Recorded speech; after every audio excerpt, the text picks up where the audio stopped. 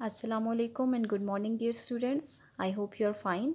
Welcome to your science class. I am your science teacher Ms. Nida Zamud. Students, as you know that we have completed lesson number 6, our food and health. Today we will do book exercise of this lesson. इसके साथ साथ आपको इसके chapter के question answers भी WhatsApp कर दिए जाएंगे जो कि आपने अपनी नोटबुक्स पे करने हैं. So let's start our work. Open page number 39. Write down date and day here. Date is 26th August 2020. As it is your classwork, so you're supposed to write C.W and day is Wednesday. First of all, question number 1 is put a tick for the true and a cross for false. Statements given हैं. What you have to do, you have to put a tick for true statement and a cross for false statement. And also give a reason for your answer. कि अगर आपकी statement true है तो why it is true and if it is wrong then why it is wrong. Statement number 1 is proteins help us to grow by making new cells. Is it true students? Yes, it is true, because I told you that proteins help us to grow by making new cells. Proteins make new cells in our body. So it's true. Put a tick and write down the reason. Yes, because we need new cells to grow. क्योंकि हमें growth के लिए new sales चाहिए होते हैं और वो new sales कहाँ से आते हैं? These are made by proteins. Number 2 is fats give us quick energy. Fats हमें quick energy provide करते हैं? No. कार्बोहाइड्रेट्स हमें क्विक एनर्जी प्रोवाइड करते हैं. फैट्स वाली जो एनर्जी होती है वो स्टोर होती है हमारी बॉडी में, वो क्विक एनर्जी नहीं होती. So this statement is wrong. Put across and write down the reason. No, because carbohydrates give us quick energy. No, because carbohydrates give us quick energy.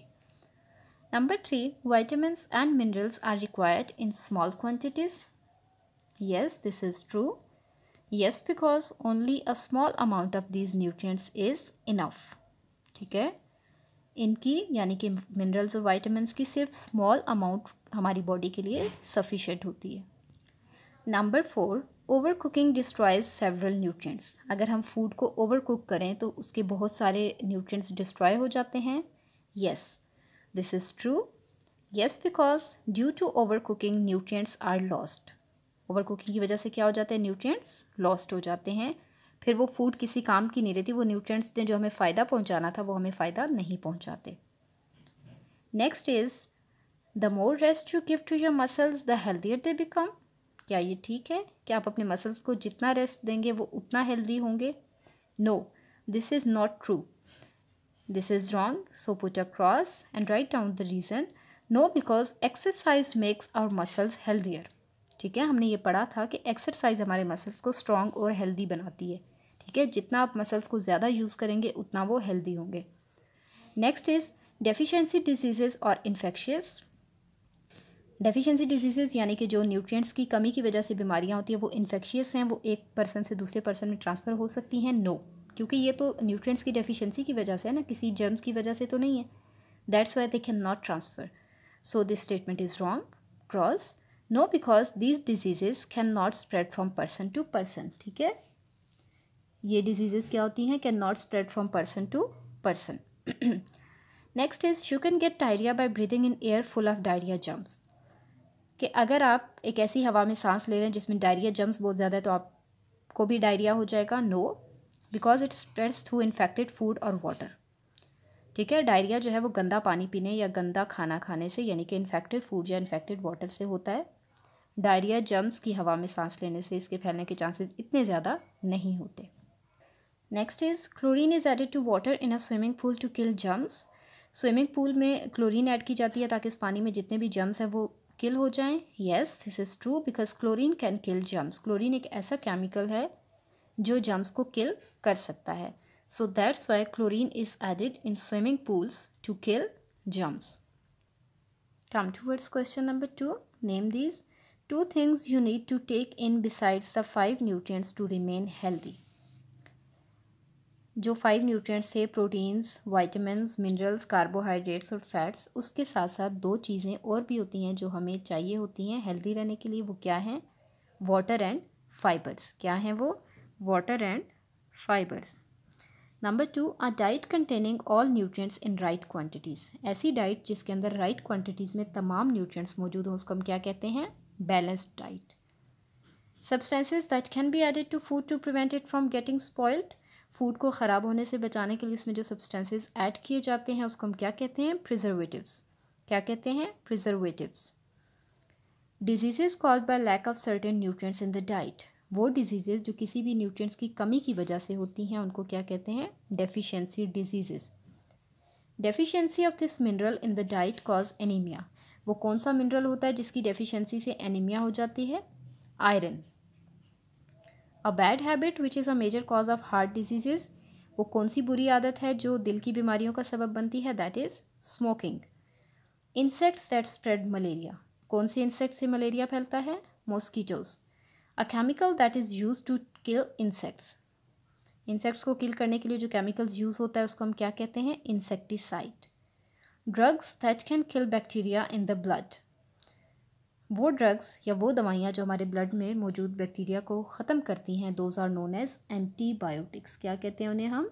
Antibiotics. Question number 3 is name the main nutrients your body needs to remain healthy. आपने उन main nutrients के नाम लिखने हैं जो आपकी body को require होते हैं। So these are proteins, carbohydrates, fats, vitamins, minerals, dietary fibres and water. Question number 4 is match the food with the nutrient it is rich in. आपने बताना है कि कौन से फूड में कौन सा न्यूट्रिएंट मौजूद होता है, आपने इस कॉलम को मैच करना है। Proteins are present in pulses. Carbohydrates, they are present in bread. Vitamins and minerals are present in fresh fruits and vegetables. Question number 5 is what are the advantages of regular exercise? अगर आप regularly exercise करते हैं तो उसके क्या क्या फ़ायदे हैं? First of all, exercise makes our muscles big and strong. Exercise हमारे मसल्स को क्या करती है? स्ट्रॉन्ग बनाती है, उनकी ग्रोथ करती है और उन्हें हेल्दी बनाती है। It increases our stamina so that we do not get tired so quickly. Exercise से क्या होता है कि हमारा स्टेमिना इंक्रीज़ होता है वर्किंग का, ठीक है, हमारा काम करने का स्टेमिना इंक्रीज़ होता है ताकि हम ज़्यादा जल्दी थक ना जाएं कोई भी काम करते हुए, ठीक है। अगर हमें एक्सरसाइज करने की आदत होती है तो हम जल्दी नहीं थकते। It makes our joints work smoothly. Exercise की मदद से हमारे जो जॉइंट्स होते हैं वो भी स्मूथली और प्रॉपरली वर्क करते हैं। It also helps our liver, heart and lungs work better.